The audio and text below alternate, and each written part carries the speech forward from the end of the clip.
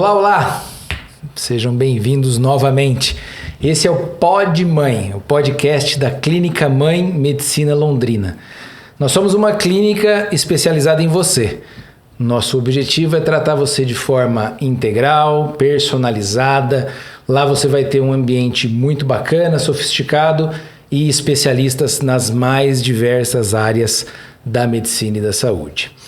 Hoje o nosso tema é um pouquinho diferente da medicina como a gente gosta de falar, mas a gente deve, obviamente, conversar sobre vários assuntos e a gente precisa saber. E a gente trouxe para vocês muito mais do que simplesmente falar de saúde e de doença. Hoje a gente trouxe também a doutora Isadora Schiller, que ela é advogada, atuante e especializada em direito civil e direito médico, mas, pasmem, ela é médica também, ou seja, a gente está enrascado hoje. Doutora Isadora Schiller, seja bem-vinda ao nosso podcast. Muito obrigado, Thiago. Obrigado pelas palavras. E prometo que o assunto vai ser bem legal hoje, com um pouco de direito, mas super interessante, nada muito massivo. A gente apresenta também a doutora Paula Feedback, sócia fundadora da Clínica Mãe Medicina Londrina, atua em Londrina, atua em São Paulo, na Clínica Mãe de São Paulo. Ginecologista especializada em reprodução humana, hoje a atuação dela é quase predominantemente na reprodução humana e na infertilidade. Seja bem-vinda, doutora Paula. Obrigada. E a ideia de trazer uma advogada é que existem muitos temas interessantíssimos para a gente discutir. Então, a gente chamou, né? Eu chamei a Isadora, que tenho certeza que vocês vão gostar. E eu me apresento porque hoje eu também sou um entrevistado, entre aspas, porque o assunto me interessa bastante.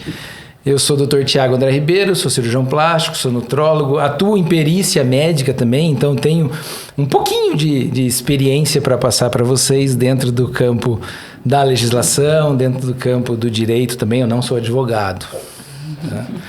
Mas eu venho aqui para vocês para a gente conversar sobre o assunto. Então eu começo com a doutora Isadora, nossa convidada. Existe alguma legislação no Brasil, já que a gente está com uma referência dentro da nossa mesa em reprodução humana, existe alguma legislação específica no Brasil que rege, que auxilie tanto profissionais quanto clientes na reprodução humana? Então, infelizmente, não existe. E apesar de ser um tema super polêmico, em que a gente tem bastante discussões, um tema bem atual, a gente não tem uma lei específica sobre o assunto. O que a gente tem são resoluções do CFM que falam sobre esse assunto. Então, desde 2017, a gente teve uma, 2020, 2021, agora a de 2022, que é a última resolução sobre o assunto, que traz bastante novidades, algumas alterações, mas além dessas resoluções, a gente busca outras fontes também para conseguir nortear esse assunto. Então, a gente usa muito do Código Civil, o Código de Defesa do Consumidor, principalmente o Código de Ética Médica. E lembrar também que, apesar de não existir uma lei específica sobre esse assunto, a gente tem que lembrar que a relação entre médico e paciente é uma relação contratual. Então, é uma relação de consumo. A gente considera aqui essa relação, o paciente está consumindo um serviço do médico. Então, vale muito também o que está no contrato, que está previsto no contrato, que o médico falou para o paciente que seria possível. E aí, dentro dessas cláusulas contratuais, a gente analisa também as possibilidades. Por isso que sempre tem que ter um advogado dentro da família Sim. E por perto. Mas guardando a brincadeira, realmente, o auxílio do advogado, o auxílio do direito, sempre é importante em todas as profissões. Na medicina, essencial. Hoje em dia a gente vê bastante disso. A gente falou no último podcast, junto com a doutora Roberta, sobre descarte de embriões, doutora Paula. É comum uma paciente sua solicitar de você algum auxílio para descartar um embrião ou um óvulo congelado? Elas vêm te questionar, você tem essa experiência para nos passar? E como é que funciona? Tenho bastante. Na verdade, o descarte de óvulos é um pouco mais raro, até porque as mulheres congelam óvulos há um tempo menor e a maioria acaba com a idade usando os óvulos e na verdade é mais fácil também, né? Então eu tive poucas pacientes que descartaram óvulos e como são células, não são, né, a junção do óvulo do espermatozoide, que é o embrião, então acaba sendo uma decisão mais fácil e unilateral.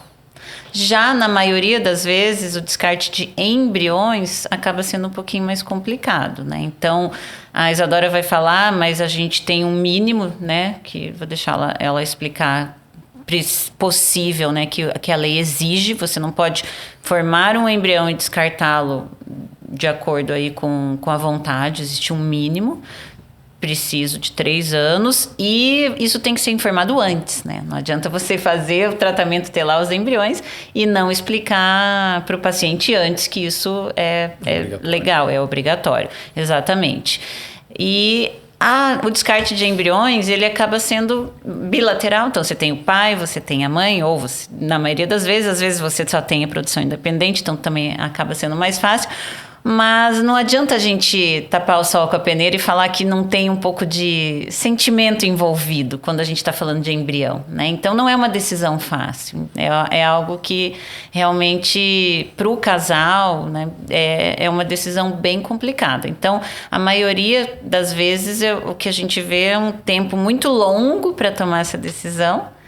E alguns não tomam, alguns preferem manter o embrião congelado em vez de tomar essa decisão, que é uma possibilidade, né? Então, a gente pode doar o embrião dependendo da legislação, a gente pode descongelar o embrião ou você pode deixá-lo ad eterno, né? Manter o embrião lá também. Do ponto de vista legal e do direito, você consegue incluir alguma coisa nos comentários, doutora Paula? Essa é uma discussão bem importante, porque a última resolução do CFM 2320, agora de 2022, ela tem essa possibilidade da criopreservação e do descarte. Mas ela é muito enxuta, vamos dizer assim, e ela não fala sobre todas as possibilidades. E aí a gente tem que apelar para a Lei de Biossegurança, no artigo 5º, que fala que a gente tem que pelo menos preservar por 3 anos, para depois fazer o descarte ou utilizar como células-tronco, que também é possível, né, para fazer alguns outros procedimentos. Essa é uma discussão bem legal, porque no mesmo ano da Lei de Biossegurança, a gente teve um ADIM, uma ação direta de inconstitucionalidade, que criticava a possibilidade de a gente poder usar embriões, os embriões, e usar eles como células-tronco para outros procedimentos. Então, havia ali na época uma discussão sobre a origem da vida, se a gente não estaria matando uma pessoa, né, a utilizar essas células-tronco do embrião, mas já foi decidido, já é pauta decidida que esse embrião pode ser utilizado como célula-tronco. Mas é claro que essa repercussão sempre vem na mídia, né? Agora a última, acho que foi em fevereiro, a Corte dos Estados Unidos, acho que no estado de Alabama, resolveu que os embriões são considerados já vida e que não podem ser utilizados como células-tronco. Então, portanto, nem descartados. Nem descartados. Então, a gente tem toda essa questão. E o que acontece fora do Brasil pode ser que repercuta aqui. Então, por enquanto, aqui a gente pode utilizar, mas cabe toda essa discussão. Na época, se eu não me engano, o ministro Carlos Aires Brito, ele disse que realmente embrião é embrião, feto é feto, e que a origem da personalidade da pessoa é a partir do nascimento, não considerando os embriões. Então, por enquanto, a gente está tranquilo, mas sempre tem que ficar de olho aí nas novas atualizações, o que acontece no mundo afora. Entra no campo religioso, filosófico, né, individual, totalmente difícil da gente realmente estabelecer um norte tão fácil. Assim, realmente é um assunto bem polêmico, bem difícil e precisa ser discutido e rediscutido várias vezes. Né? Eu acho que vendo pelo lado da ciência, é difícil você ter uma vida se ela não tiver tido anidação, desenvolvimento do sistema nervoso central, né? Então, cientificamente, você pode ter um potencial, né, de desenvolvimento aí desse embrião, mas a gente que trabalha com reprodução assistida, a gente sabe que está muito longe de 100% daqueles embriões implantarem, né, e evoluírem. Então, cientificamente, essa questão de vida no embrião, ela não existe, né? Mas a gente tem que respeitar, né? Sim. E é legal, acho que até a Paula leu o voto do ministro, porque ele falou exatamente isso. Da questão que ele utilizou muito o parâmetro também da morte encefálica, né? A terminalidade da vida quando acaba ali o funcionamento do sistema nervoso central. Então, ele considerou, claro, um assunto polêmico, o início da vida ali quando surge o sistema nervoso central, então nos embriões não teriam surgido ainda, e a finalidade da vida com a morte encefálica. Ele já fez esse parâmetro. E realmente ele coloca isso como uma expectativa de vida, uma expectativa de direito. A gente não pode considerar ainda que isso seja uma vida. Mas... Na medicina intensiva, e eu atuo na medicina intensiva desde que eu me formei, a morte cerebral é, né, a morte encefálica, ela é um diagnóstico de morte, né? Tanto que a partir daí, comunicados familiares e tomada todas as medidas realmente junto dos familiares, é possível, né, se desligar os aparelhos. Então, realmente, a decisão do sistema nervoso central como um ponto a ser estudado realmente faz parte da nossa rotina. Né? E a gente está falando de embriões excedentes, né, que não vão ser utilizados. Então, eles podem ter um fim melhor do que ser principalmente descartados, né? Podem ser utilizados como célula-tronco e, por vezes, por outros procedimentos e salvar algumas outras vidas, né? Eu aconselho vocês a ouvirem o podcast sobre congelamento que a gente teve aqui junto com a Roberta, junto com a doutora Emiliane. Mas a gente vai falar um pouquinho, puxar os assuntos daquele podcast de congelamento para cá. Vamos falar um pouquinho de um tema que a gente citou lá, que é o divórcio. Casal divorciado tem um embrião. E aí? A gente nota que o divórcio é bastante frequente dentro hoje da nossa sociedade e um casal pode decidir por se divorciar e ter embriões congelados. E aí um deles quer utilizar esse embrião para uma gestação futura. Como é que funciona? Então, realmente tem que estar isso acordado previamente, tá? Acontece muito, a doutora Paula já falou bastante que acontece, mas isso tem que ser acordado previamente. E a gente tem até um recurso especial que foi julgado pelo STJ dizendo que esse acordo, ele deve ser feito em instrumento separado do termo de consentimento. Então, deve ser um documento específico falando só sobre esse assunto. Porque já chegou na justiça caso em que eu assinei esse termo de consentimento, tinha essa cláusula, mas ela estava perdida entre várias e eu não vi. Então, para não ter esse desentendimento, tem que ser feito um documento, um papel especial, falando só justamente desse tema, em que as partes acordam o que vai ser feito se elas se divorciarem, ou dissolução de união estável, ou pós-morte. Então, é um documento separado, mas que é em benefício dos dois, né? Garante realmente o que os dois acordarem previamente para depois, se algo acontecer, isso ser colocado em prática. Mas o que eu vejo, e até concordo em certo aspecto, é que as coisas mudam muito, né, Isadora? Então, que é o que eu vejo. Muitas vezes aquela decisão que aquele casal tomou, né, já não é mais a decisão na qual a realidade que eles estão naquele momento. Por isso que eu vejo que existe, né, daí uma forma, né, existem outras formas de você meio que revogar aquele pré-acordo, né, como não existe a legislação, então é complicado, né, você pode ter uma avaliação mais ampla e falar, não, naquela época eu estava assim, assado, e agora eu sou outra pessoa.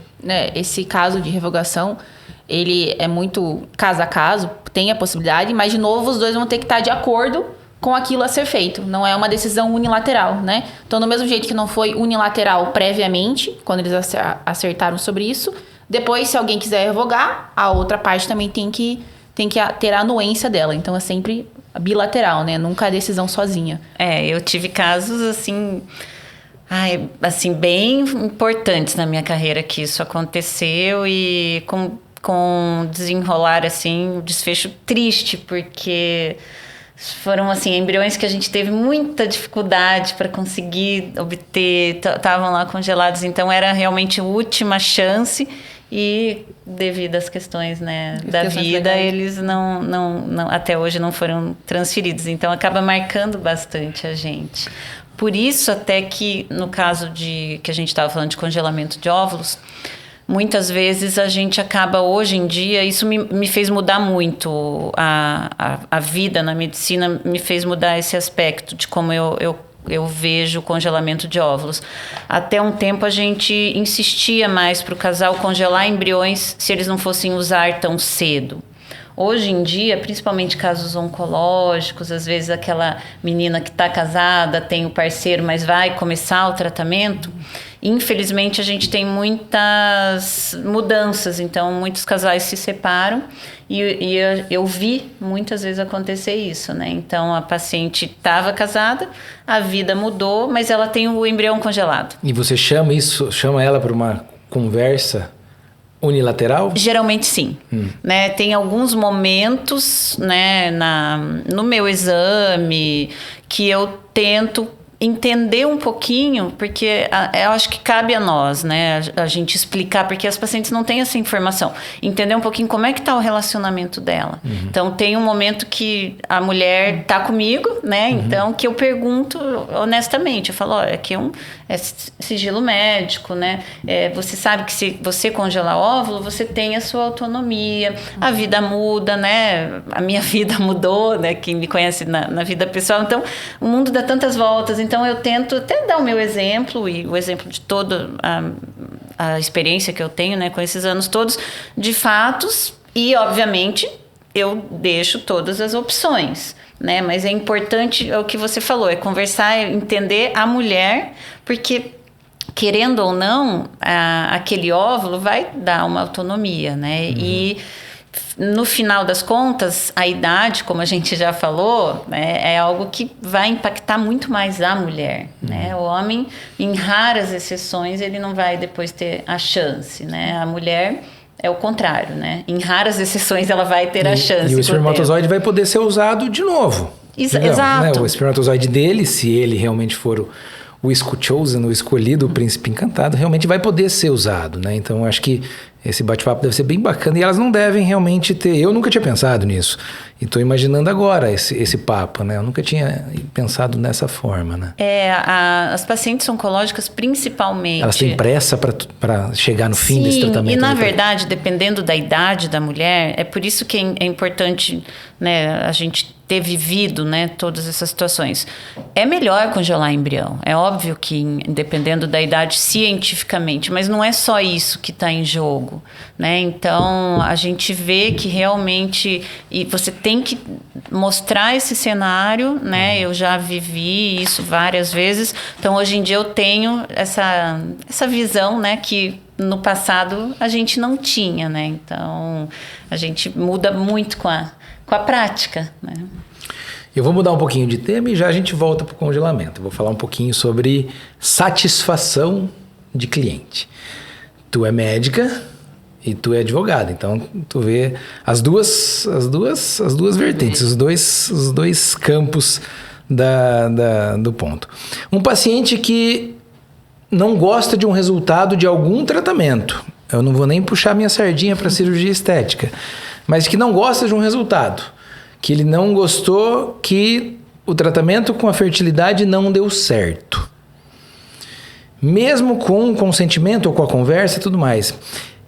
Isso é considerado um erro médico? Porque esse termo erro médico parece que está na ponta da língua de todo mundo que tem um problema durante um tratamento, né? Você teve um problema com um medicamento, foi um erro médico. Você teve um problema na cirurgia, foi um erro médico. Você teve um problema durante um tratamento para fertilidade, isso foi um erro médico. É um tema que vem muito à tona. Mas e aí? O que é um erro médico? Até onde vai esse limite do que é um erro médico? É bom a gente falar disso, porque realmente hoje tudo é erro médico. E deixar bem claro que insatisfação com o resultado não é erro médico. Tá? Porque o que seria o erro médico? Então, seria uma ação ou omissão do médico por negligência, imprudência ou imperícia que causa dano a um paciente. Então, não basta que o paciente ele prove que houve um dano, mas ele tem que provar que o médico ele agiu com imprudência, negligência ou imperícia. Então, essa forma de a gente ver as coisas faz com que o paciente, ele às vezes pense, olha, não é bem assim, não é só um erro médico. Até porque, para a cirurgia plástica, por exemplo, a gente tem uma obrigação de resultado e, no caso da fertilização, a gente tem uma obrigação de meio. O que seria isso? Na cirurgia plástica, a gente tem uma obrigação do resultado, porque geralmente a maioria das pessoas faz uma cirurgia plástica no sentido da estética, então o cirurgião plástico ele tem uma obrigação de chegar a um resultado, mas na reprodução assistida a gente tem uma obrigação de meio, ou seja, o médico tem que trabalhar com todas as melhores técnicas e dentro dos ditames da medicina para conseguir pelos melhores meios um bom resultado, mas ele não é obrigado ao resultado. Mas aqui fica uma ressalva que apesar do cirurgião plástico ter essa obrigação de resultado, a gente tem que entender o que seria esse resultado. Que seria um resultado plausível dentro da medicina. Aquilo que o médico consegue fornecer para o paciente. E por isso, então, que é bom sempre alinhar as expectativas do paciente e do cirurgião plástico. E também o cirurgião plástico não prometer o mundo e coisas irreais para o paciente. Porque tudo depende do caso a caso, mas é dentro daquela possibilidade de resultado que o médico consegue oferecer. Então, além disso tudo, o paciente ele teria que provar que teve um dano, que o médico teve culpa, então tem que haver essa prova. E também uma outra forma de defesa do médico é quando ele pode alegar, por exemplo, culpa exclusiva do paciente. Então, muitas vezes, o paciente ele não cumpre com tudo aquilo que foi acordado. Por isso a importância de um termo de consentimento, né? Onde tem todas as características do procedimento e também ele consta todas as obrigações do paciente. Então, se o paciente ele não faz o repouso adequado, não utiliza as medicações, aquilo pode interferir no resultado dele. E aí isso não é culpa do médico. Então, tem vários vieses essa relação. Não basta apenas ter um dano, tem que ser comprovado que houve um dano, que o médico ele pode ter sido negligente, ele deixou, né, de fazer o que seria negligência que a gente fala, né? Seria uma ação omissiva, então ele deixou de praticar um dever de cuidado com aquele paciente, ou ele foi imprudente, aí a gente tem uma ação realmente, o médico praticou uma ação que não deveria, ou ele foi imperito, ele não tinha a capacidade técnica para fazer isso, mas, assim, puxando a sardinha para os médicos, a gente já está bem resolvido que todo médico, ele é perito para qualquer área, então isso também não seria um caso. Então teria que ter essa prova. E tem todas as outras, além de ele provar isso, tem todas as causas que são excludentes, né? Que o médico fala, olha, você não seguiu o que deveria ser feito. Então, não é simplesmente erro médico a insatisfação, né? A insatisfação acontece e aí você tem que alinhar isso com o médico antes do procedimento. Eu tenho experiência, eu atuo um pouco da minha clínica na área de perícia, tanto da perícia médica em cirurgia plástica, quanto em outras áreas também. E a gente visualiza muito a insatisfação como visualização de erro, né? E como dizem um advogado que é colega nosso, o choro é livre dentro do direito, né? Então, realmente a solicitação por uma explicação, né, dentro do direito, ela é totalmente plausível. O que não pode é ser a garantia, eu vou usar o termo vitória, mas não é uma vitória, na verdade, a garantia de um lado ser mais valorizado do que o outro lado, o lado da defesa, o lado da acusação.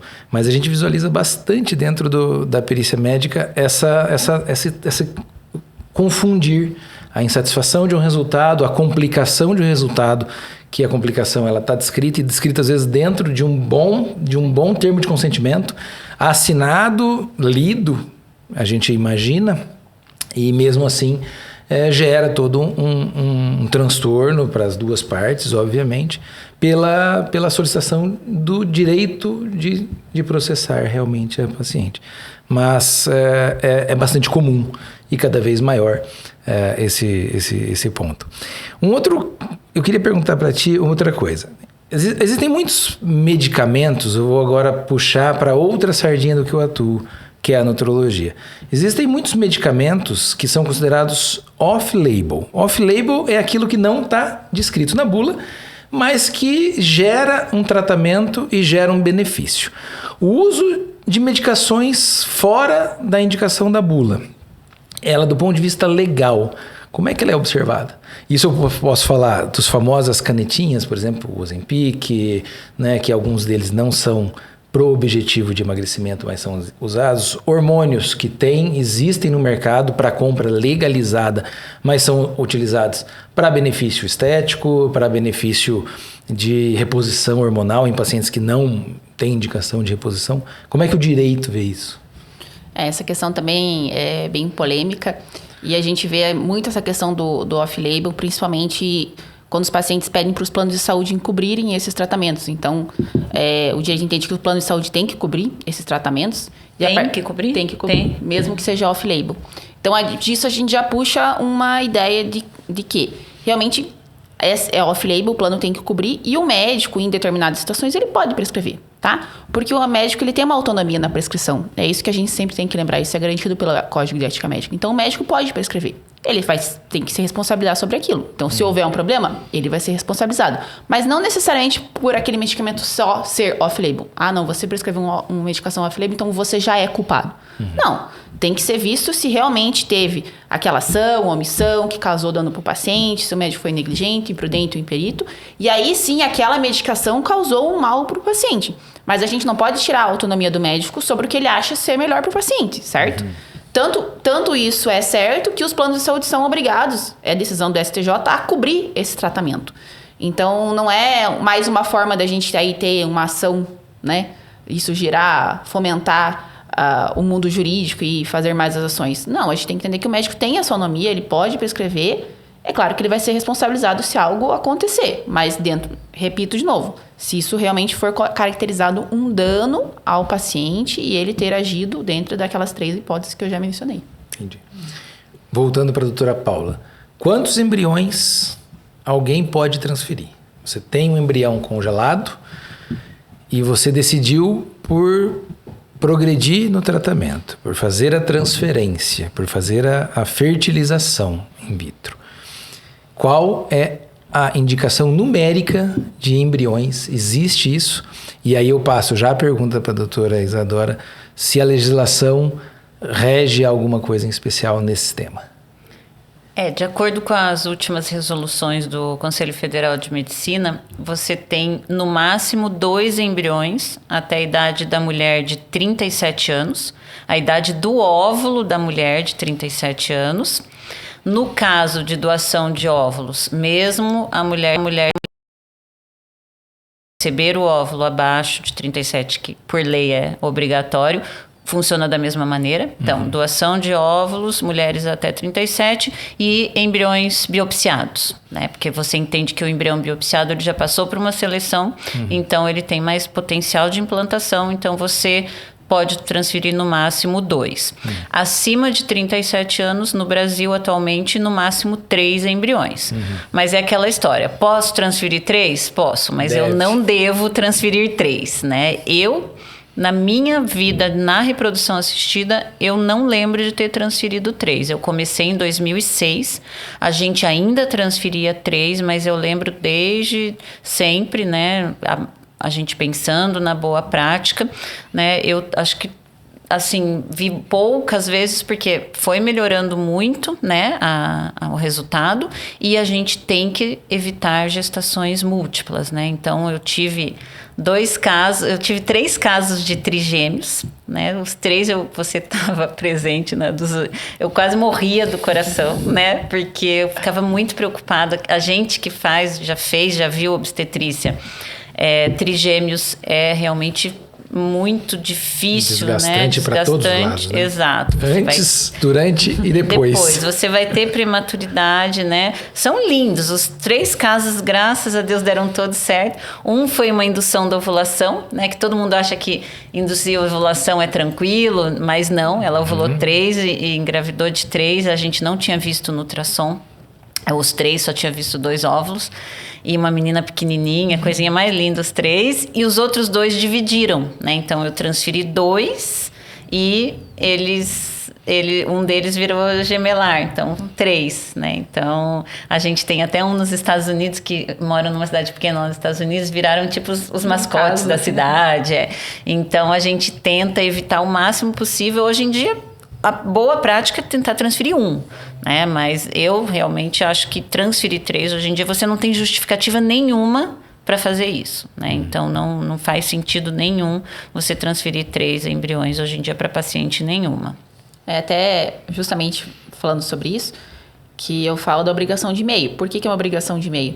Porque como é que você vai prever que você transferiu 2 e 1 virou gemelar? Não tem como. Então, o direito, ele não consegue ultrapassar a natureza humana, conseguir prever tudo. Por isso que é uma obrigação de meio. Você fez o melhor, você fez o seu trabalho, mas o que acontece se virar gêmeo, você não tem como prever. Como é que você vai prever que ela ia ovular 3 vezes e iam vir 3? Ela vai te processar porque vieram 3 crianças? Não tem como. Então, fica um caso bem legal da gente entender o que seria uma obrigação de meio, né? E todas as questões estão previstas agora pelo Código de Ética Médica, pela nova resolução de 22, realmente como a Paula falou. E é importante lembrar também que nesses casos, se vierem 3 crianças ou, né, acabar virando gêmeos, a gente não pode, né, durante essa concepção, a gente tirar uma criança ou tirar um embrião durante, né? Ah, não, implantei 3, agora eu só queria 1, vamos tirar os outros 2. Não pode fazer isso, né? Então, isso tudo está previsto na nossa nova resolução, que antes não estava. Antes tinha a previsão de muito mais embriões que poderiam ser implantados, mas aí também tinha muito mais complicações médicas, né? Então, que bom que a gente teve essa evolução no direito e nas resoluções, né? A gente ainda está longe, né, no Brasil, de ter essa visão de transferência única. Em alguns países do mundo, inclusive em alguns países é obrigatório. Por lei, você só pode transferir, né, um embrião. A gente fala isso, gente, porque a prematuridade ela gera muito transtorno. Então, além das complicações obstétricas, né, que aumentam, né, desde a diabetes, pré-eclâmpsia, trabalho de parto prematuro, né, aumenta com gemelar. A prematuridade, ela gera um gasto em todos os aspectos, né, emocionais, financeiros, estruturais, para toda a rede de saúde, né? E quem já viu uma UTI neonatal, né, sabe o quanto é difícil, quanto é sofrido, né? Eu tento mostrar isso cada vez mais para os meus pacientes, mas infelizmente a gente ainda vê, né, colegas assim que acabam transferindo 3 e, como eu digo, na minha concepção e no mundo que eu vivo, né, onde a gente pratica a medicina, isso não tem mais justificativa nenhuma.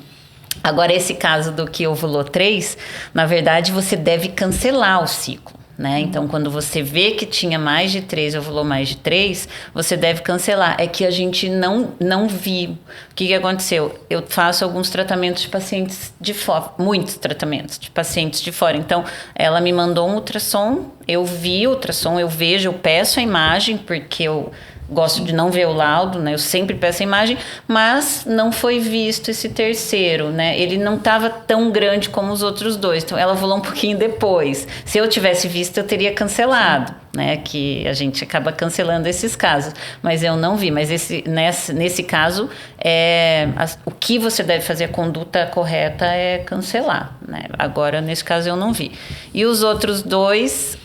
Uma delas a gente já tinha feito 2 transferências com um embrião só, né? E não tinha dado certo. Daí nessa terceira eu falei, vamos transferir mais, né? 2. Daí viraram 3. Um deles dividiu. Não tem como você prever, né? Não acontece, então. Mas assim, nesse caso ela foi super bem lá nos Estados Unidos, as crianças todas nasceram prematuras, tá? A gente não tem como não nascer trigêmeos. Gêmeos não, mas trigêmeos não tem. Mas ficaram super bem. E a outra daqui de Londrina, e daí eu conversei com um colega, que até posso falar, que é o Dr. Inácio Terui, que foi nosso professor, e faz uma obstetrícia, assim, das melhores possíveis que eu já vi. Eu fiz a minha residência na USP, posso dizer que o Dr. Inácio, ele está exatamente no mesmo nível dos melhores obstetras que eu conheci nesse país, e eu pedi para ele fazer o pré-natal, né, porque eu estava com medo, né, então eu pedi e ele fez e deu tudo certo, os 3 deram tudo certo. A gente foi visitar os primeiros, a gente foi lá para Maringá. Ela mudou de Maringá agora, mas eu fui visitar, porque eu estava indo para Cascavel, daí eu parei para ver os trigêmeos, que foram os primeiros, né? E todo mundo ficou bem. Para ver sua obra de arte e ver a sua criação.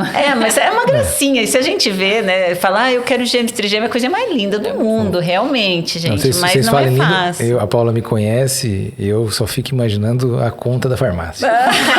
E a cara do pai, né? A conta da farmácia, o tamanho da conta da farmácia, mensal, semanal, sei lá, o tanto de fralda que tem que comprar. Meu Deus, deve ser desesperador, mas é lindo, maravilhoso, lindinho, né? Isso, sem sombra de dúvida, é bacana de a gente visualizar, e é uma especialidade que a gente tem que tirar o chapéu.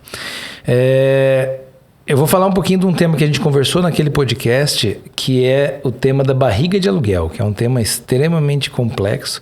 Quem sabe, quem tem a minha idade, a idade da doutora Paula, não a idade da doutora Isadora, a nossa idade.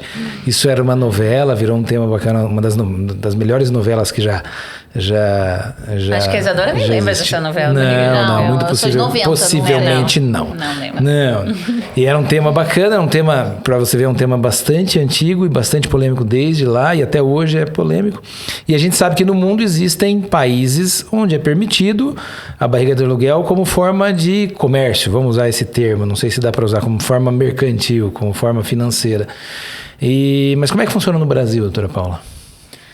Então, no Brasil isso é proibido por lei. Você não pode ter nenhum cunho comercial para você fazer um tratamento de útero, que a gente chama útero de substituição, né? A barriga de aluguel. Então, você tem que ter um parente até 4º grau de um dos 2, né? Então, uma irmã, uma prima, uma tia, que seja a barriga solidária. e ela não pode também, né, receber para isso. O casal deve, né, arcar com todos os custos do tratamento, do pré-natal e se tiver alguma complicação pós-natal, tanto do bebê, obviamente, mas também da mãe. Mas não é só isso, né? Você tem que ter também, hoje em dia, que essa barriga ela tenha um filho vivo, né? Então, acho que a Isadora viu, foi uma mudança na legislação. Ela tem que ter um filho vivo e ela não pode ter nenhum problema de saúde, né? Então, você tem que ter comprovação que ela é saudável. A questão desse filho vivo dá até para entender, porque gestação é uma caixinha de surpresas, né? Então, se você já tem uma menina que passou por uma complicação grave na gestação, já é uma menina que não vai poder fazer essa doação. E você tem toda uma parte legal, né? Então, você tem que mandar um pedido para o Conselho Federal de Medicina, você tem que ter um aval psicológico de todos os envolvidos no caso. Então, por exemplo, eu vou doar a minha barriga para minha irmã. Você tem que ser avaliado, a Helena tem que ser avaliada, então toda a família, né, tem que ser avaliado psicologicamente, e a gente daí tem que ter um advogado também, né, com todo o processo, tem que ser um advogado, não pode mandar sem os documentos por um advogado, e a gente aguarda daí a liberação, né. Eu quero polemizar até. Lá vem ele. Você vai falar um pouquinho sobre a barriga de aluguel, a tua opinião e a parte realmente legal. Mas e se essa mãe chega no final da gestação e decide que o filho é dela? O que fazer? Do ponto de vista legal, né? Do ponto de vista médico, né? Acho que acabou ali. Realmente não tem, né? Fez o parto e tem lá a criança, uma mãe que gerou, uma mãe que tem, né, no caso, o embrião. E aí, do ponto de vista legal? As últimas decisões a gente está vendo que realmente como é uma relação contratual também, né, entre quem vai ser a barriga de aluguel e quem vai ser o pai ou a mãe. O termo barriga de aluguel, vamos colocar entre aspas. Gestação de substituição, né? Que a gente chama, né? Prevalece a relação contratual. Então, teria que a mãe realmente... A mãe não, a barriga, né? Quem faz essa gestação de substituição, realmente entregar o filho, tá? Mas é claro que tudo no direito pode. Então, assim, tem decisões, mas a gente tem visto... Ainda prevalece essa questão. E é muito interessante lembrar também um ponto, que essa gestação de substituição não pode ser só porque, por exemplo assim, eu não quero gestar, então vamos dizer que a Paula é minha prima, e eu chamo ela para gestar para mim, porque eu só não quero. Não, é porque eu não posso gestar. Aí eu vou atrás de uma outra pessoa para fazer essa gestação de substituição. Então isso é bem importante, porque, né, cada ser humano é um ser humano, mas assim, gente, não quero engordar, não quero ter barriga, então eu vou pedir para alguém ter o meu filho. Não é bem assim, é só se você realmente não puder gestar. E aí a gente tem essa questão da gestação de substituição. Perfeito. Bem lembrado. Que a gente fala, nem lembra desse... Já está intrínseco na nossa mente, né? Mas é bem isso. Você tem que por isso que toda essa documentação tem que comprovar que aquela mulher não pode gestar. Tem que fazer parte disso por isso, exatamente. Né? E às vezes aquela mulher tem... Obviamente, uma mulher que não tem útero, é muito fácil você comprovar. Mas algumas têm. Eu tive alguns casos que ela tinha, mas ela tinha tido 8 abortos, ela não tinha realmente... Aquelas alterações anatômicas, exato, uterinas. Então ela não tinha um fator de saúde, né? Existem algumas doenças intrínsecas, né? Que podem ser uma complicação muito grave na gravidez. Então você tem que comprovar que aquela mulher não pode engravidar. Não é por uma razão assim, não quero engordar, exatamente. E a clínica também não faz... Não vai intermediar, né? A clínica não fala, olha, tem essa pessoa que pode fazer isso por você. Então, não há essa intermediação. Tem que vir sempre da parte que vai escolher, né? Até 4º grau. A gente tem até uma previsão da resolução de que se não pudesse ser cumprida essa questão de até 4º grau, que pode ser comunicado ao CFM, e aí abre-se uma possibilidade, né? Não é da sua família, mas vamos ver caso a caso. Essa era a minha pergunta. Não encontrou ninguém para ser a sua barriga... Como é o nome? Barriga solidária. Barriga solidária. Ou útero de substituição. Útero de substituição. Não encontrou ninguém. Pesquisou, a irmã não quer, a tia não pode, não conseguiu encontrar. Fora a parte financeira, que no Brasil não é possível. Como é que faz? Então... é o que a Isadora falou. Existem, agora o CFM autorizou essa Busca outra ativa. opção, essa busca ativa.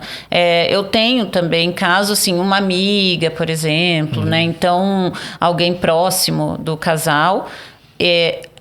É difícil comprovar, você tem que comprovar que você não intermediou. Primeira coisa, a clínica não pode fazer esse intermédio e que aquela pessoa não vai receber, né? Então, nem sempre o CFM autoriza. Mas, em alguns casos, sim. Daí vai depender muito, muito de cada paciente, de cada decisão, né? Qual a documentação enviada, as relações familiares. Então, existe. Por isso que os casais procuram as surrogate, né, que são internacionais. E no exterior existem os locais que são permitidos isso do ponto de vista legal, né? Sim, você tem um serviço, né?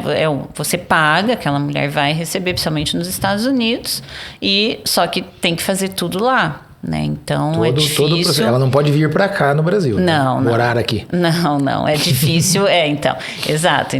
Você ter que ter toda essa. Além de você pagar no mínimo $150 mil, né? Você tem que morar nos Estados Unidos.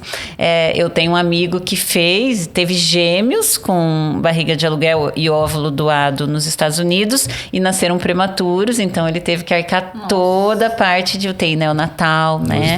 Nos Estados Unidos. Então não é tão fácil, tão acessível assim. Eu tenho um outro casal que está indo, fez na Europa, eles vão transferir agora.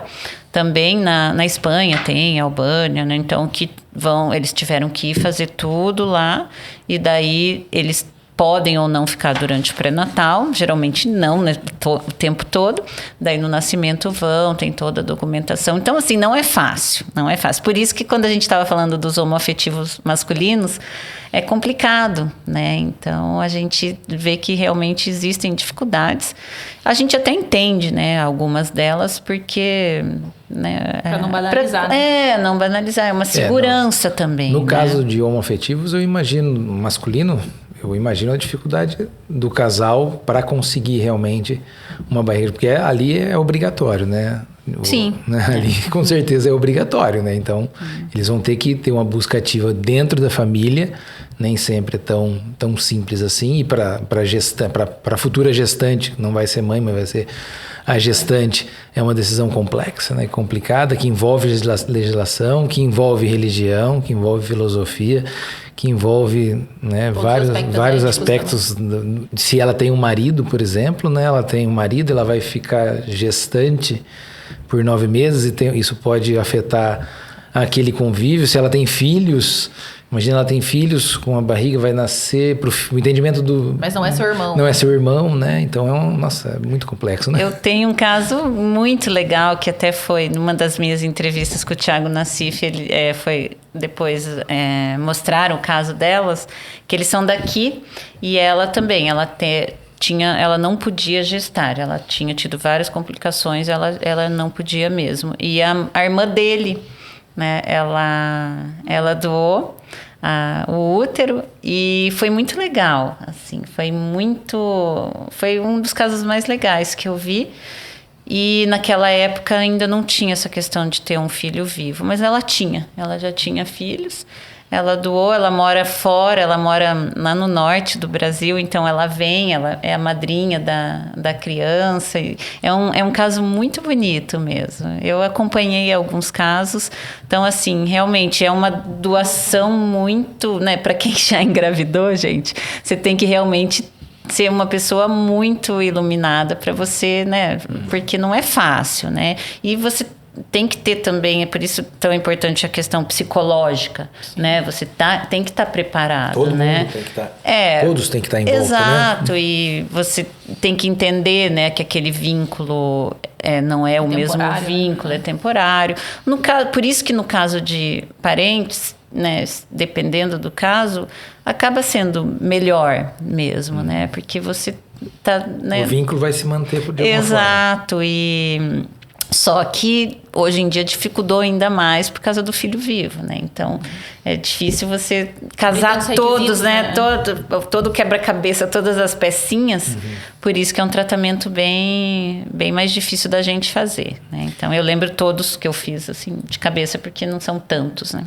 Isadora, do ponto de vista legal, eu não sei se existe alguma legislação sobre doação de embriões, doação de óvulos, doação de barriga e a doação de embriões. Você fez, fecundou, existe um embrião que já é, né, agora tem aquela discussão da vida ou não da vida, mas existe uma legislação que rege isso?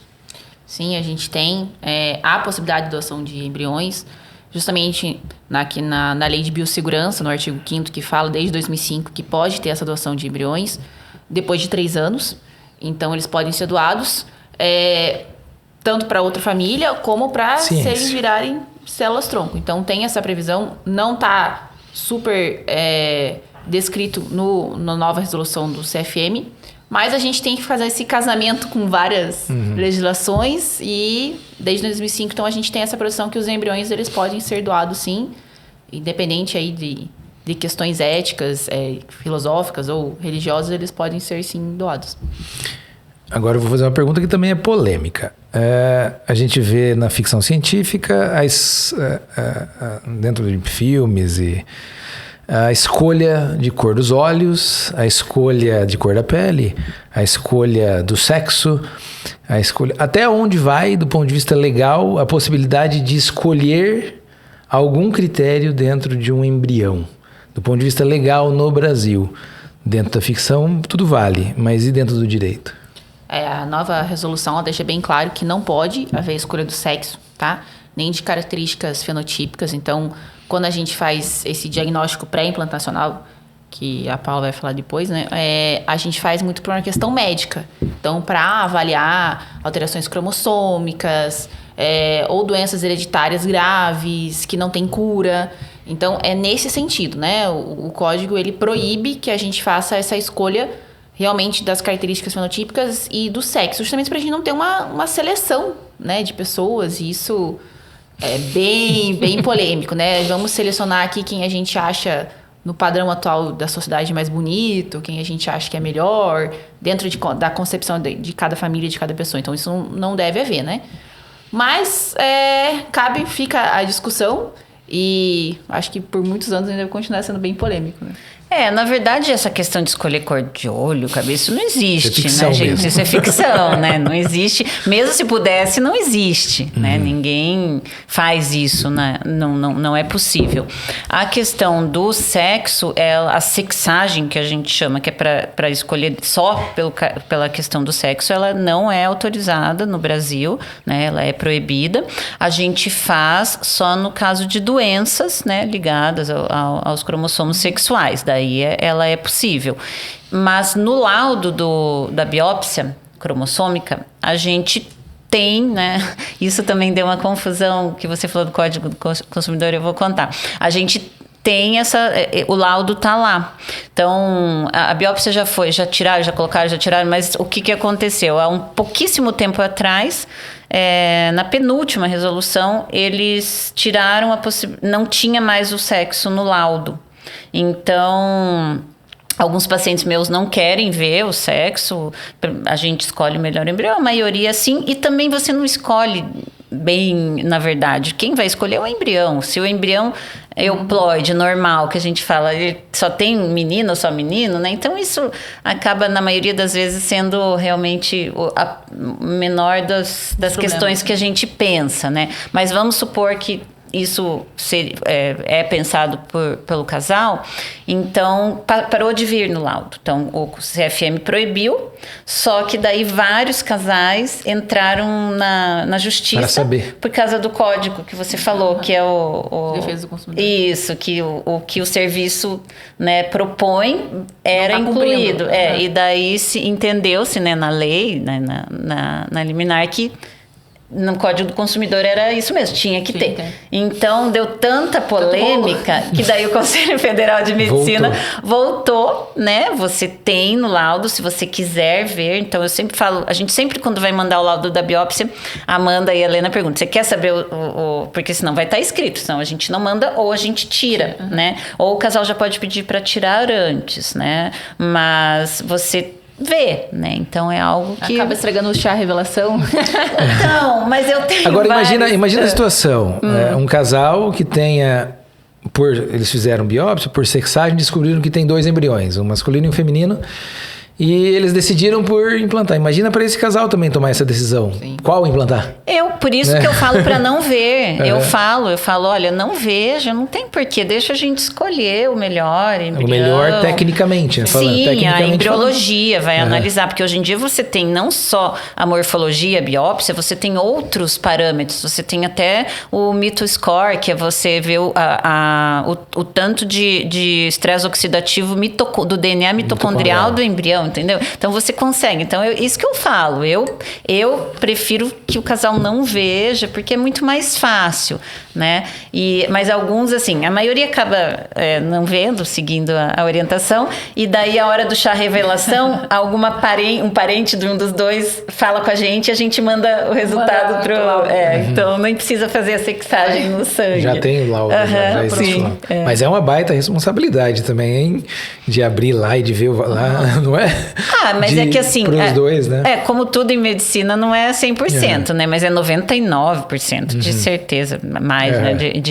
Que ali não vai estar errado o sexo, mas não é 100 também, né? Claro. Eu nunca tive um caso de erro de sexagem com biópsia, não, assim, da gente veio nesse... a gente vê os maiores problemas era quando isso era só feito por ultrassom, né? Sim, isso eu tive vários. E aí era em tal semana, né? Tanto que existem médicos que se fizeram a fama por conseguir detectar o mais breve possível, né? Com ultrassom de 6 semanas, talvez. Não 6 semanas não. Sei. Mas no morfológico, né? De 12 semanas. 12 semanas, alguns que eram peritos nisso ficaram famosos. Até hoje isso existe alguns, ainda, né? Alguns... os médicos, alguns eles veem, né? Mas no ultrassom é super comum, né? Quanta gente que era para ser Maria, nasceu João. Sim. Tem vários casos em família mesmo. Bom, doutora Isadora, tem algum tema mais que você queira conversar, que a gente possa falar sobre dentro da medicina e do direito? A gente possa... vários temas aqui, né? A gente já falou um pouco de tudo. Deixa eu ver... Um tema que a gente falou no outro é se tem um casal e o marido veio a falecer. Então, a gente tem um casal e ele veio a falecer, pós-mortem. Então, um casal que tem um embrião e o embrião está lá prontinho para ser utilizado, para ser fertilizado, no caso, utilizado, que palavra feia, né? Fertilizado. E um dos dois, um cônjuge, o marido morre, só sobrou a mulher. Qual é o direito dela de fazer a transferência desse embrião para dentro do útero? Isso também, de novo, tem que estar previsto antes, né? Quando vai fazer esse embrião, quando vai utilizar, isso tem que ser previsto. Então, o casal tem que acordar, olha, se eu morrer, o que a gente vai fazer? Você pode utilizar, não pode? Então, sempre tem que estar previsto em documento separado, tá? Também não é só esse documento, são N documentos, eu nem vou falar todos aqui, porque senão fica um negócio chato. Mas é mais um dos documentos que tem que ser previstos, tem que estar ali a anuência, olha, se eu morrer você pode usar, se eu morrer você não pode. Não estar no termo de consentimento geral, tem que ser um documento a mais. Um documento a mais só sobre isso, sobre a discussão do casal sobre pós-mortem, divórcio e dissolução de união estável. Então, é um documento separado que eu acho que é justo, né? Porque isso geralmente, muitas vezes acontece e aí, para não ficar esse impasse depois, já está previsto. É claro que a gente tem o direito e tem o que acontece na vida, né? Tem os casos em que às vezes isso Não, porque não é nenhuma discussão só de saúde. É de seguro, de herança. Né? É toda uma discussão que vai além só do simples fato de querer ter um filho de alguém. Né? Eu quero ter um filho dele, mas envolve muito mais... E vai até além. O direito do futuro embriãozinho... Embrião não ter pai. Exato, a escolha. Isso já foi bem discutido também, né? E até onde... Não ter o pai vivo, né? Exato. Eu não escolhi isso, né? Ter o pai ou a mãe. Então, é bem complexo. Tem um caso que é antigo, né? Bem antigo que eu vi na minha vida, que tinha o sêmen congelado, né? Também. Mas eles tinham esse acordo, mas a família dele não deixou, entraram com, né, daí toda aquela coisa. E acabou que realmente não usou. E uma dos argumentos que o advogado que ganhou foi esse, que é o direito do ser humano escolher. Será que a gente vai estar respeitando, entendeu? Aonde está o direito, entendeu? Mas é bem legal porque isso realmente...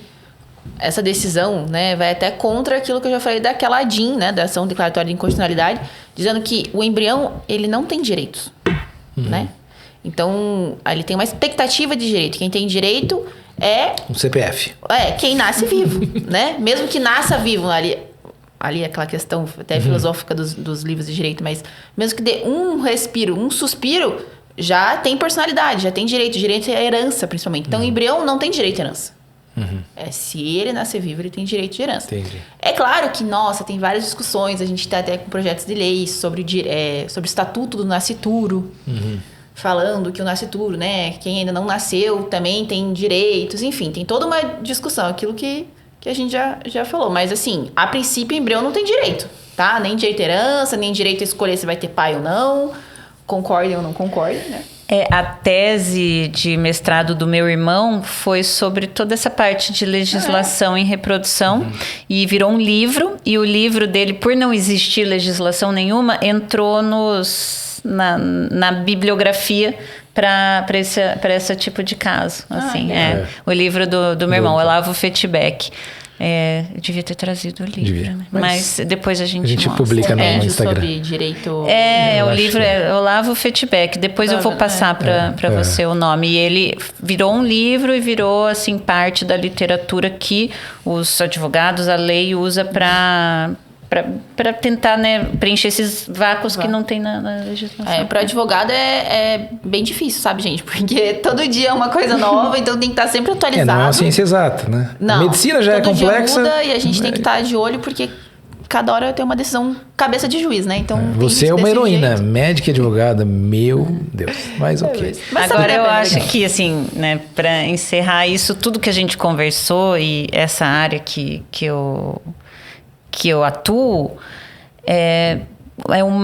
por isso que é muito importante a questão ética. Sim, super. Né? Então, a gente teve, né, alguns casos, né, nacionais, inclusive, assim, em relação à minha área em ética médica, que realmente é muito sério. Abalaram, né? A gente bastante, lida, né? A credibilidade. A gente lida com muitas questões importantíssimas. Talvez a decisão mais importante da vida de uma pessoa é essa, né? Filhos, e quem não pode ter também, como é complicado, né? Então, é um momento muito sensível. A gente tem, assim, a gente tem que realmente entender esse lado emocional. A pessoa está muito vulnerável. Sim. Então, por isso que a ética é tão importante nesse meu meio. E é o que eu mais tento prezar mesmo, informar, né? Fazer tudo com clareza, transparência, que eu acho que é o mais importante. Vou convidar a doutora Isadora para fazer o nosso encerramento hoje desse podcast. Gente, obrigada pelo convite. Estou bem feliz. Nem eu imaginei que ia gostar tanto de falar sobre esse assunto, porque é um assunto super polêmico e novo, mas fiquei muito feliz, espero que tenha próximas vezes. Com certeza. E eu quero fazer um agradecimento por uma amiga que me ajudou muito na pesquisa do tema, que também é especialista em direito médico, doutora Isadora Pagliari, e ela faz parte de um grupo de estudos que fala muito sobre reprodução assistida, Dr. Miguel Kifuri. Então, sim. Ele que orientou meu irmão. Então, exatamente. Às vezes eles devem até se conhecer, se a gente não sabe. É. E deixar esse agradecimento. E foi muito legal estar aqui. Bacana. Muito obrigada. Eu queria agradecer a todo mundo, doutora Paula Fitbeck, doutora Isadora, eu agradeço a todos vocês por estarem aqui com a gente. Curta, compartilha o nosso podcast, o Pod Mãe, o podcast da Clínica Mãe Medicina Londrina. Muito obrigado a todos. Obrigada, gente. Obrigada.